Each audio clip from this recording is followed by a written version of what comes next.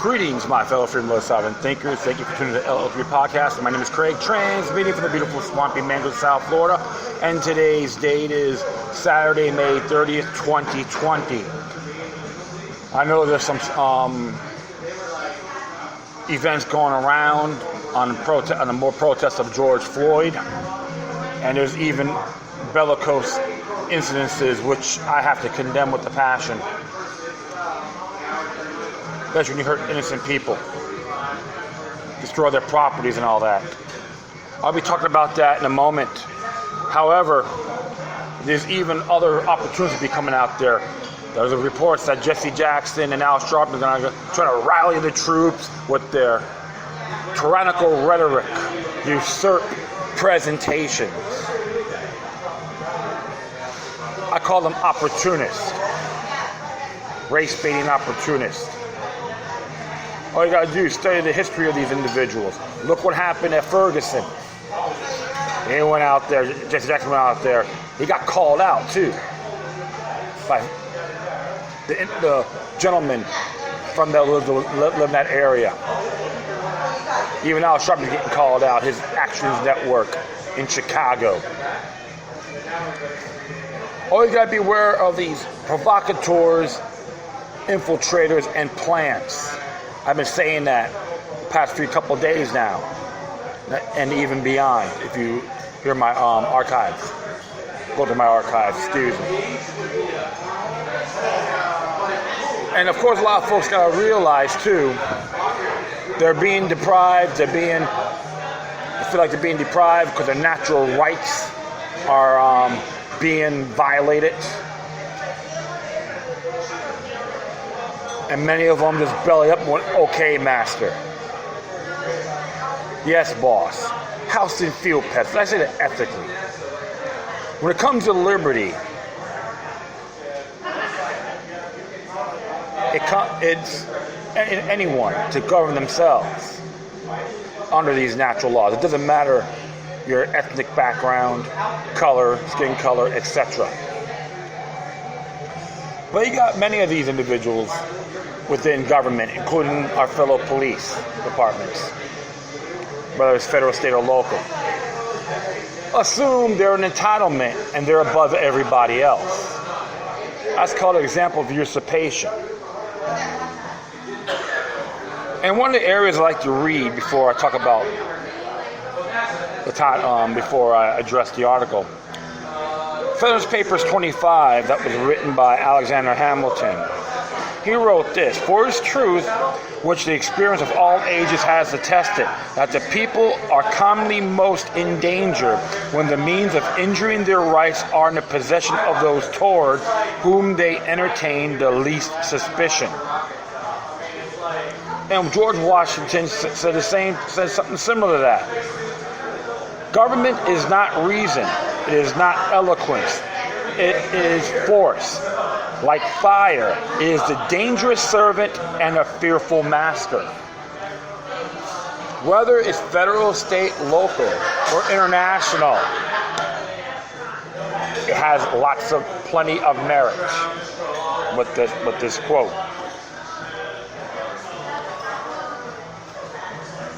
And what you're seeing too, infiltrators, provocateurs, point the finger to protesters. No, they're not. They're posers. They're frauds. Double agents.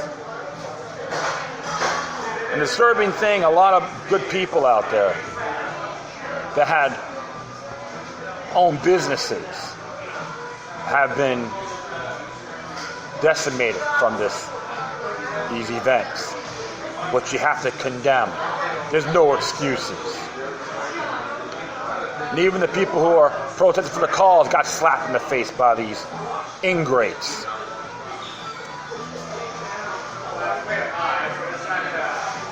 And that's why I do support self-preservation under natural law.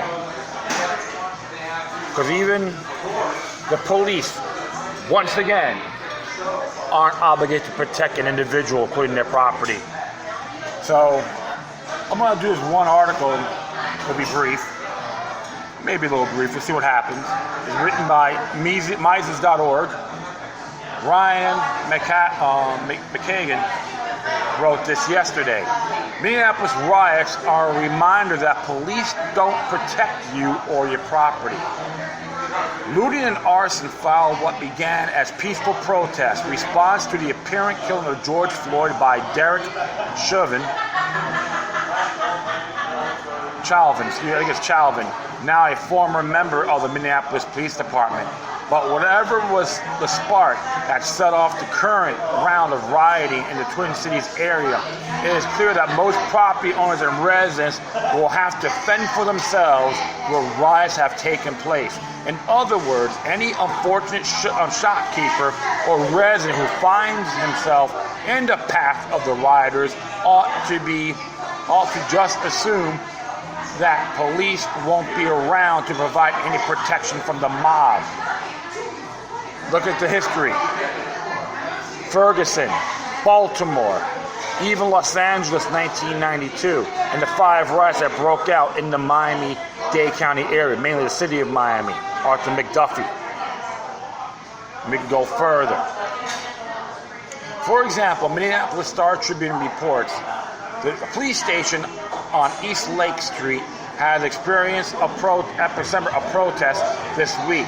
Nearby Minnehaha Lake Wine and Spirits, the target of looters the night before, was also set ablaze. On Wednesday night, a man who fairly shot and crowds looted and burned buildings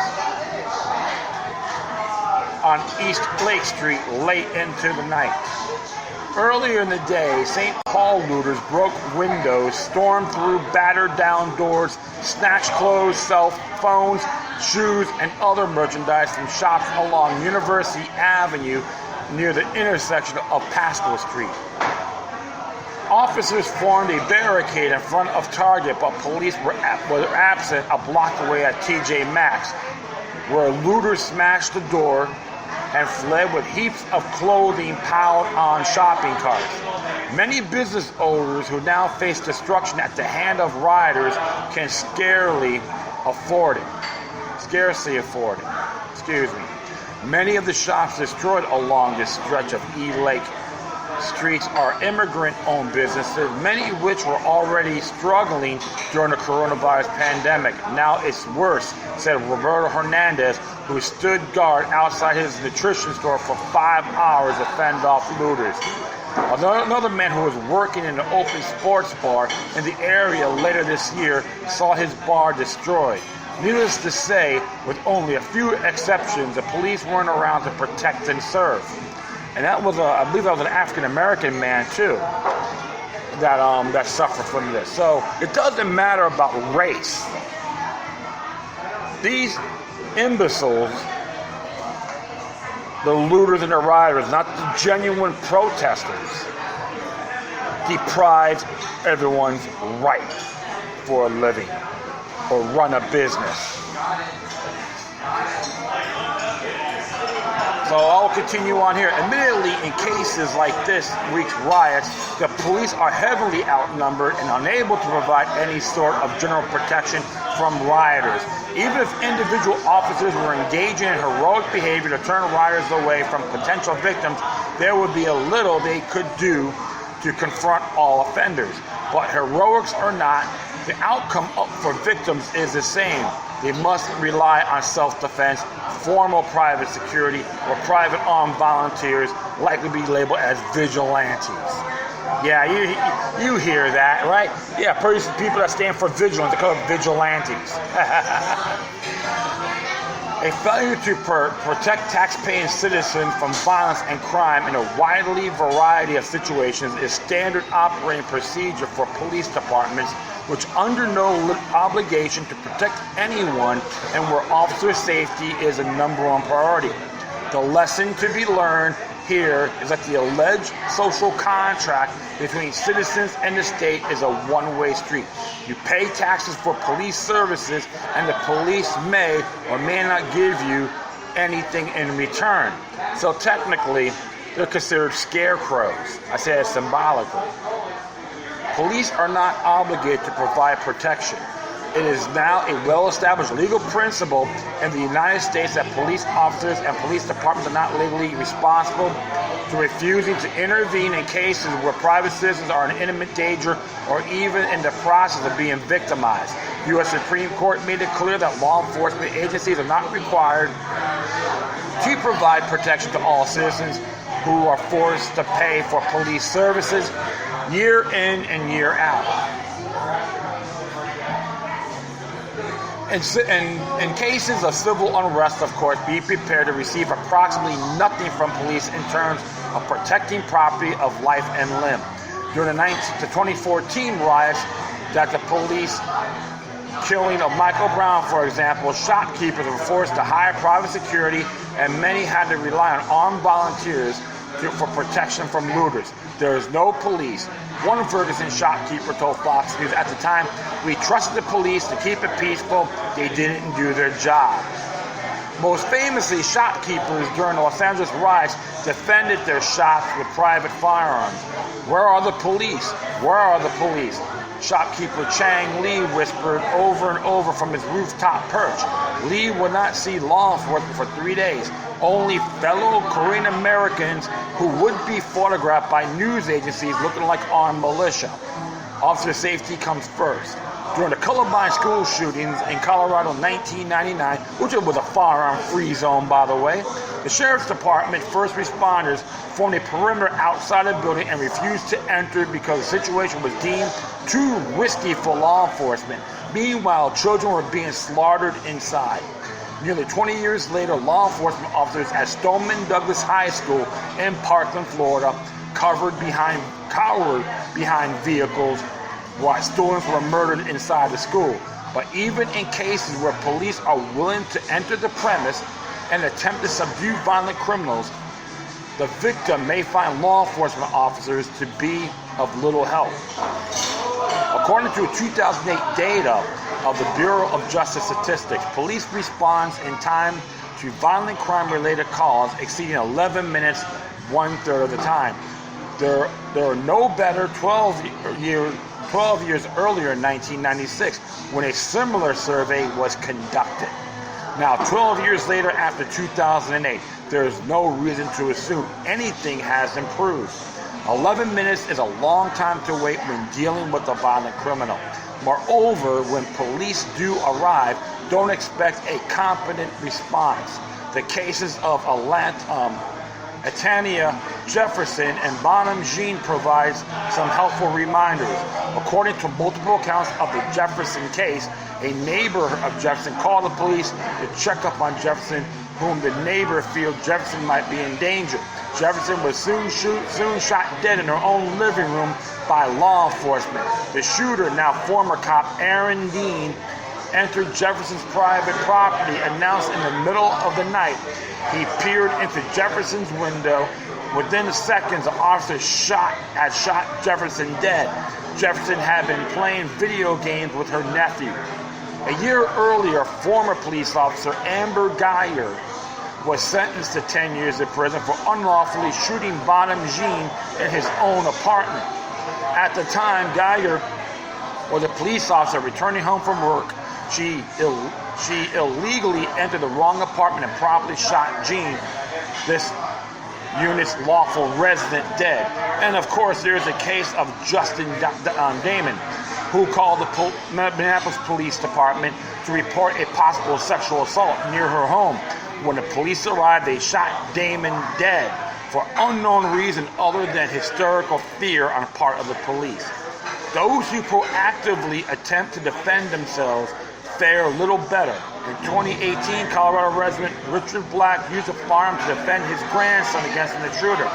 Unfortunately, someone called the police. When officers arrived, they opened fire on Black, even though it was only a threat to the criminal intruder.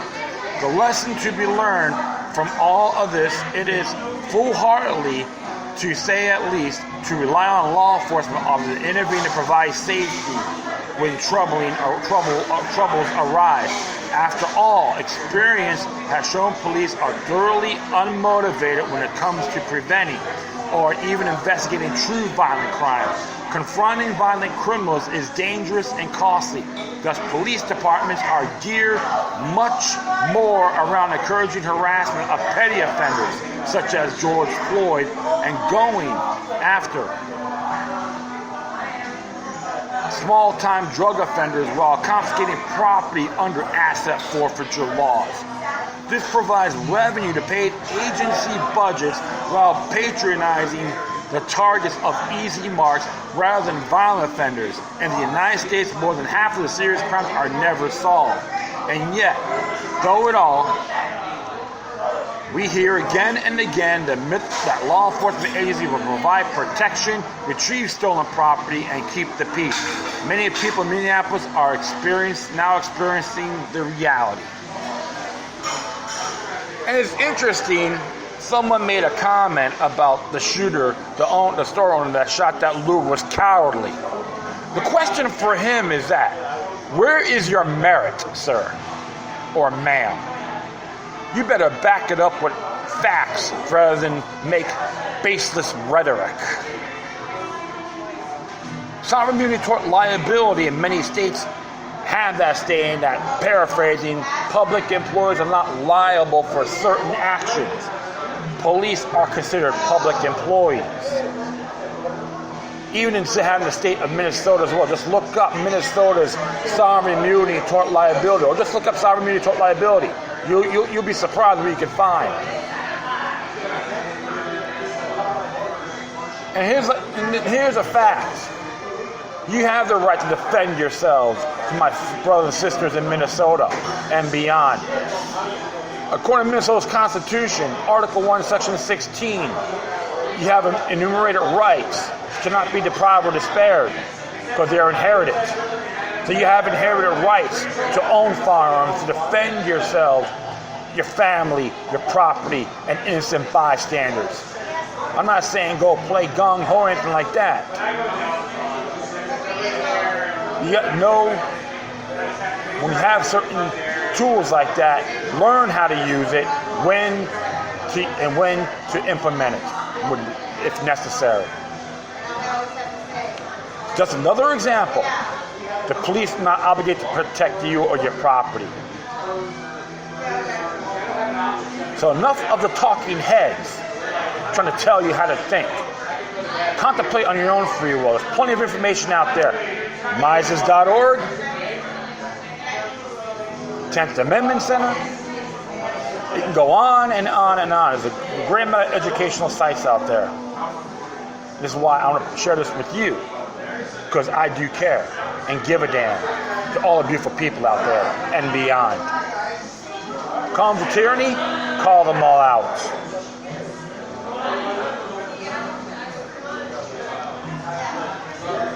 And George Floyd will attest to that, and may his soul be forever free. And that will be it. I want to thank everyone for listening. Plus, feel free to download and share us throughout the social media networks. If you have any questions, comments, or something interesting you want to check out, whatever you do, please share correspondence to Decorum. I'd like to thank Downtown Saloon for putting up with me for all these years. They're located at 10 South New River Drive in the heart of Fort Lauderdale's New River, right south of the southeast section of the Andrews Avenue Bridge, near the courthouse and the jail.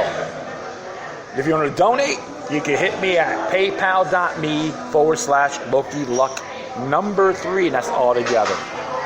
Once again, thank you for your time. Plus, always remember that the demoniac resistance is healthy for the soul and can liberate humanity. Until next time, take care of yourselves. Keep on spreading the love. And may your guardian spirits be with you.